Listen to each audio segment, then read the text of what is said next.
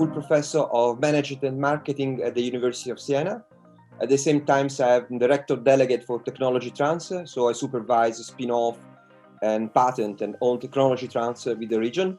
And I'm the coordinator of the research of Industry 4.0 for Tuscany region. As the name said, is the fourth industrial revolution, completely change of the system of production based on 9 enabled technologies. What is important is not exactly how many of these technology are inside the firms, but is important how they connect each other with a new digital system integrated that permit to compete in a digital way in front of the new competitive challenges. Let's focus our attention on gold. This is a family business, medium-sized firm. The first change is in the manufacturing process. For example, they have in both Internet of Things, in the terms that they have a 3D print system, how you can transform the project in something that you can produce. Then you have some advanced manufacturing, not robot, but something like that in the manufacturing.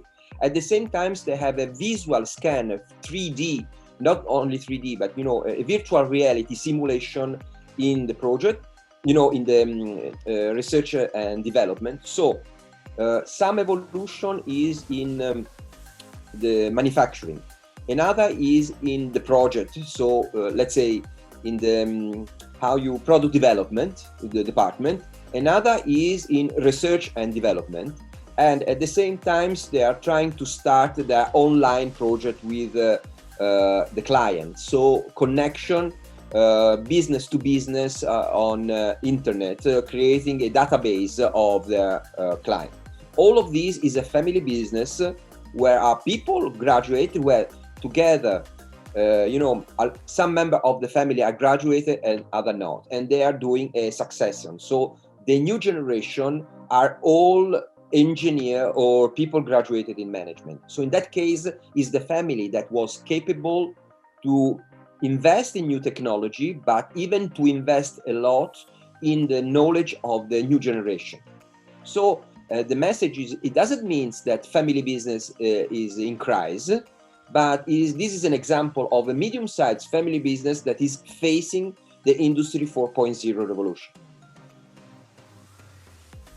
Tuscany region contacted the university because they want to understand and to map the impact of the evolution 4.0 in small, medium-sized firms of Tuscany. The focus was mainly in some selected industry, more important for the economic region, let's say fashion, so textile and clothing, and gold, for example, the leather and shoes. Then chemistry and pharmaceutical, home furniture, paper sector, nautical industry, and logistics. The other goal was to use a new original assessment and pre-assessment questionnaire. So we use the Architect format together with some colleague that is a model derived from German, how to monitor, but we change a little. The main goal are for the Tuscany region to analyze the positioning of the firms towards the Industry 4.0 evolution. And for the small, medium-sized firms was the opportunity to be analyzed by qualified personnel, to have a checkup, to evaluate the firm technology maturity in face of the new paradigm, Industry 4.0. Number one is outsider, means that you don't do nothing, okay? Number two is beginner. It means that you introduce the first technology. Number three is mean intermediate, that you have introduced more than 2 new technology. Then means experience. It means that you have introduced many technology and you try to integrate. Number 5 means that you are expert. It means that you are already. And number 6 is the top performer. But top performer is Volkswagen, is Audi, is are the main. So for small, medium-sized firms is not number 6 our goal. The main problem is that if you have all outsiders, so number 1, this is a problem. We have interviewed around 500 small, medium-sized firms. So from a Likert scale, from 1 to 6, the average evaluation of Tuscany region is 2.6, which means something between beginner and intermediate, that let's say is a low-medium evolution. In terms of resources, so machinery and culture and information technology, the Tuscan firms, they do not compete too bad. Let's say they could arrive near 0.3. It means that with the new support, financial support given by the state, these firms have bought machinery and they know what does it means Industry 4.0. What is the main problem for the Tuscany region firms is that if we evaluate their organizational competence, let's say the quality of people and how they manage people, there is a big delay. So there is a mismatch between the resources, so the technology employed, and the people involved. The main picture of Tuscany region is that it's a productive system that is not immobile, but the movement is not very fast, so it's quite slow. And at the same time, you move more in terms of machine, in terms of hardware, and you have more problems to move with people that can manage effectively this type of technology. In terms of trajectories of Industry 4.0, we have different paths. That depends on firm. There are some firms that are more effective. Depends on industry level. So some industry perform better than other. And sometimes even cluster. You know, the Tuscan system is based on some industrial district. For example, pharmaceutical industry in Siena, we have a strong biotech industry.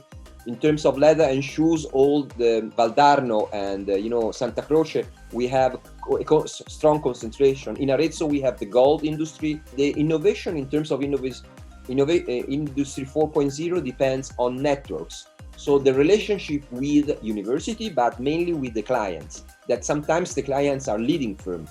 So if the leading firm helps the small, medium-sized firm, they perform better. If there are isolated actors, they could not perform as effectively as the other one. To go on with policies that are differentiated by industrial districts could be effective, and this is the approach of the Tuscany region. And I agree, because the challenge of biotech cluster in Siena is not the same challenge of the gold industrial district of Arezzo. There are delays in Industry 4.0 education, and this is a problem both of the region, but sometimes even of the university, in the sense that we need to produce more graduate people for the local system. We need to improve the connection between the industrial system in terms of industry-university networks. And so more cooperation, delays in the education, and regional technology policy based on the cluster. If you look, what is the peculiarity of the traditional industry that depends on gold, but even leather and shoes? Governance. Top management is a bit old, based on family business. The family business is the competitive advantage of Italy. But now we really need to introduce new type of knowledge and new type of graduate people inside this management. Because the type of revolution, Industry 4.0, requires new people. The second, industry segments. In this segment, sometimes the cluster competitive advantage is weaker than in the past. So you need to improve the connection inside the cluster. The third is the dimension of firms. It's quite evident that larger, medium firm compete better than small. So to help the increasing of the dimension is important in traditional industry too.